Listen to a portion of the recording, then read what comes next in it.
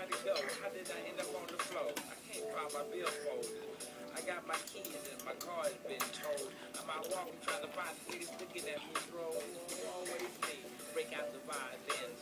Hey there, my YouTube friends. Long time no shmup. It's good to see you back. Sorry I didn't keep in touch with videos. I've just been busy doing some work. My kid, just trying to take care of the family and this and that and the other. Sometimes you just don't feel like doing any videos because you have nothing to say. You just let things happen, and when I have something to say, I will do a video. And I've been a little busy bee in terms of arcade games. And I'm just going to show you some recent pickups that I did, and you guys let me know what you think. Gameplay, there won't be any gameplay in this video. I'm going to do gameplay in the future only when I'm good and I have something to show in terms of gameplay, because YouTube is full of gameplay videos, and I will show when I'm good in a certain shmup, and I can show something. So let's see. First of all, this is my Vecera 2 PCB. Like you guys can see, I finished doing a cover for this one also. It is a double decker sort of PCB. So I was my design was is still like a custom-made design for the shape of the PCB. I was thinking about making it the profile a little bit the same height as the heatsink, but I decided to go all the way and make it like extra thick, just to protect everything about this PCB. And I do not plan to encase all my PCBs in this same fashion, but let's say all my prized PCBs. So this one is the most, I say, the most complicated that I had to build. Like you guys can see, I had to make two connections out of each side and screw them together. This PCB gets pretty hot, so I made a lot of ventilation points beneath and above. It's got also the opening for the JAMA. I actually started to become pretty good in this game. This game is highly addictive, and also I found out that by switching one of the dip switches you can get an extra character, which is pretty cool. I usually play one character that I think is really awesome in this game. The other characters are not really my style, but this game is amazing. Vecera 2, really good game. Just in retrospective, just to show you the size is different actually. So this is Vecera 2, and this is my gapless. I returned it to G-Front, and they finished fixing it, so now it works perfectly. And again, in terms of encasing PCB board, I mean, I guess nowadays anybody can play emulations, which is great. I mean, I did emulations many years, but when you really get intimate with arcade gaming and you feel the subtleties of the gameplay and the media of the CRT, you really appreciate actually the media, because that's one of the reasons we get a PCB board, is to have the original media, not only the way it plays, but the way it looks and the way it exists. And that's one of the reasons that I'm going through the trouble of preserving it the best that I can, because I know how fragile it is, and with my small experience I can see that it makes a big difference when you really take care of the media. Another PCB, now another one of my prized PCB that I didn't show you guys yet. Like you guys see, it's a must-have for any shmup fan, hardcore shmup fan. I got this one in Japan. It's a Bat Rider. I also made a custom-made encasing for this one. Like you guys can see, it doesn't have ventilation in the back, but it has ventilation on the top. Yeah, it's pretty compact PCB. This is an amazing, highly addictive game. I mean, if you guys watching my channel, you you should know obviously everything about it. The only tricky point is that I had to add the encasing gets a little bit difficult when you have openings on the corners. So in this one I made like a little extra tab, like you guys can see here, just to protect some more caps that are here on the side. So it's fully protected, no deflection. So yeah, and I attached all the crap behind it. So yeah, Vecera PCB, well protected. This is definitely one of my prized one. It was worth every yen that I spent on this one. Fucking amazing game. No brainer. Now, I also want to show you guys. Now, this is an example of a rising game that surprisingly, I don't know if I'm gonna encase, but I mean make a plexiglass protection. This one is Brave Blade. I got it for surprisingly cheap price, and it's a rising game, legit, and it's called Brave Blade. Now, this game is a little bit of a miss. It still is rising quality. It's still pretty good game. You have a nice selection of characters. You guys should check out some gameplay of this game. Very reminder of Vecera 2, which means that you have a close combat type of weapon that you have for your ship. But it didn't do it quite for me. I mean, I should get more into it. I didn't play it enough because I have such awesome games to play, but this one was a really cheap deal actually, and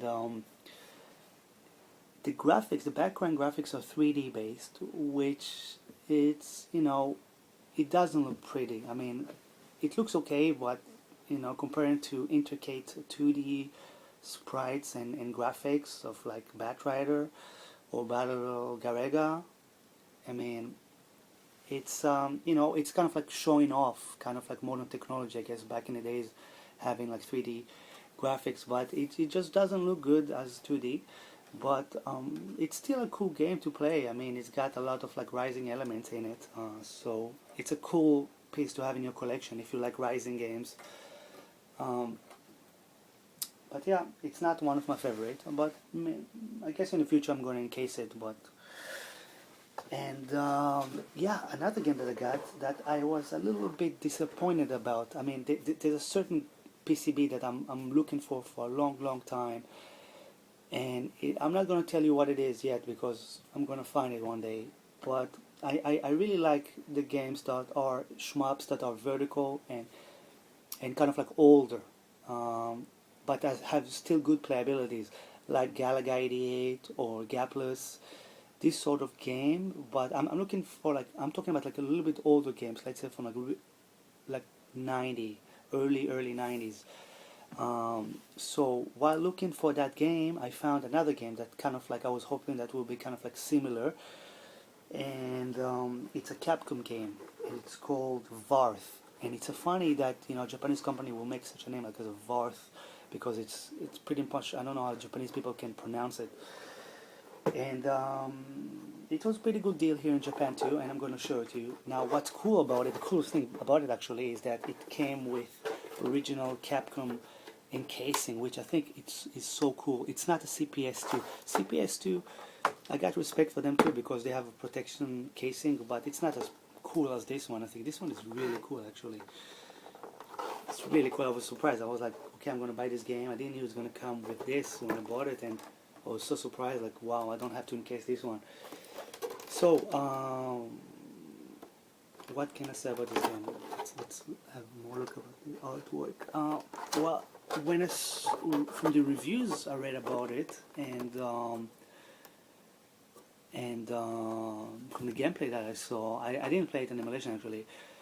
I really had high hopes because I thought it was going to be like some kind of a steampunk game, and that aged well. But actually, this game is notorious for having 30 levels. It is also notorious for bosses that are hard to kill.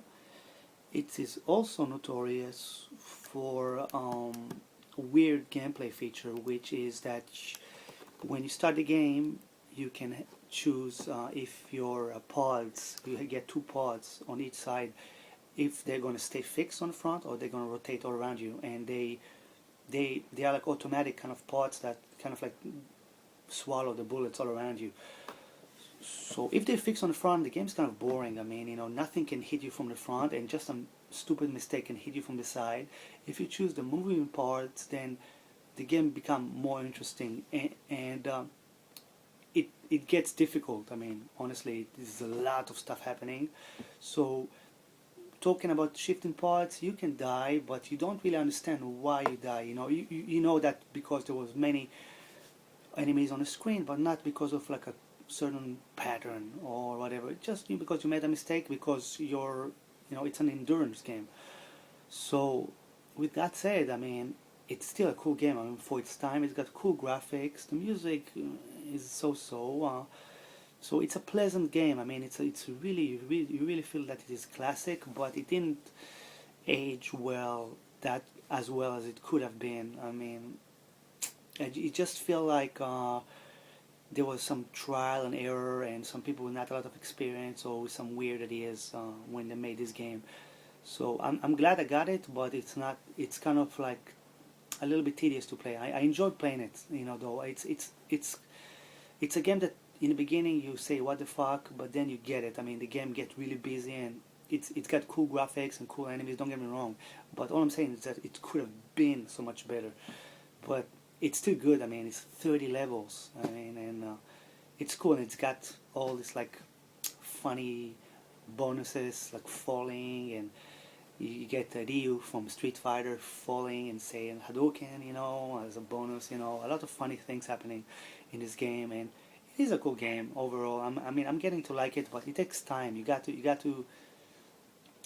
change your state of mind a little bit before you play it. And then my latest pickup, it just arrived today. I'm just gonna unhook it from the JAMA. Just wait a second. Oh, I waited a long time for this board. This board, I actually bought it from jamaboards.com, which I guess is really famous in the United States or in the world, as a big supplier of PCBs and accessories and batteries like suicide batteries for CPS2 and all this stuff. So it's a pretty famous site. Though when I made the reservation there, when I bought this PCB, it was for 2 weeks that my order was in process, and they didn't answer my phone calls, and I was like, okay, should I make a claim? Or even the PayPal claim, the eBay claim, they don't do shit. I mean, they don't have any teeth, so it doesn't matter. So I thought I got screwed, but actually this website are actually really busy. These guys, I guess, they sent me an email after 2 weeks apologizing, saying, listen, we were really busy, and we're going to send it to you right away. And actually I couldn't send it to Japan. I had to send it to my connection in America, and my connection in America sent it to me. So it took a long while for this one to come, but I'm really glad I got it. And what it is, it's Strikers 1999. And I'm a big fan of the Strikers 1 and 2. Big fan on the Saturn. It looks amazing on the CRT, and it plays great. Beautiful games, awesome planes, very different in each other. Awesome weapons, awesome game mechanics. I love the Psycho's patterns. I mean, they're really awesome. The bullet patterns. Their games. I mean, they're as good as Cave. I mean, in my opinion, the style, the graphics. It's awesome. I love everything that they do in Psycho. So I'm a big fan of Striker series, and this is 1999. Never had any port on any console, and I was really psyched when I got it. But the only problem is that it does. When I just popped in on my Super Gun, the image was reversed again, upside down. I was like, okay, no problem. Where are the deep switches? I'm just gonna open the internet, look for the deep switch diagram. But I was like, whoa, there's no deep switches on this one. I mean, what's going on? I'm such a noob in arcade. So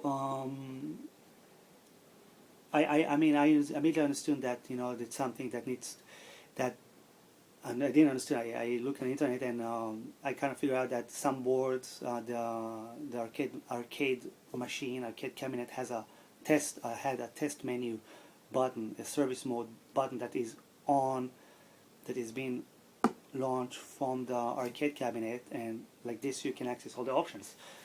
So, and my super gun doesn't have this type of button, which is weird. I mean, you know, such a good product like the Sigma Raijin doesn't have test button units. It's strange. But Faginaris gave me a tip today. He sent me, I immediately sent him an email, and he answered me right back, said like, man, all you have to do is connect a bridge on the JAMA board, on the JAMA harness. Just bridge pin 15 to a ground, and you're activating the test mode. And with the test mode on this one, it's pretty cool. You get really cool options. You can reverse the image and get all the coin, difficulty, all this stuff.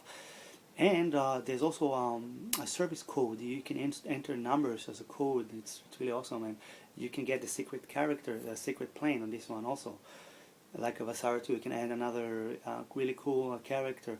So this game is really awesome. I mean, nothing to say. I mean, I'm so happy I got it. It plays really good. They changed the hitbox to a new school, smaller type of hitbox. And you know, with Strikes 1 and 2, the hitbox is pretty for the bullet pattern. The hitbox is pretty tough to deal with, and they really changed for the better the hitbox in here. So you can really enjoy the patterns, the bullet patterns with this PCB. So yeah, very happy I got it. Again, you know, if anybody gets into arcade gaming and you don't have a cabinet, just make sure that your TVI has good geometry function, because adjustment function, because I mean, I'm grateful for my Ikigami that has all the you know, geometry function, because each PCB is living on like a different planet in terms of geometry. Anyways, thank you guys for watching. It's good to see you guys, you know, talk to you guys back. You know, thank you for all my new subscribers. I really appreciate it, and I eagerly wait to see your videos, any videos. So thank you guys for watching, and I'll keep you updated with my crazy PCB addiction. You know how it is, you know. But yeah, thank you guys for watching. I catch you on the other side. Take care.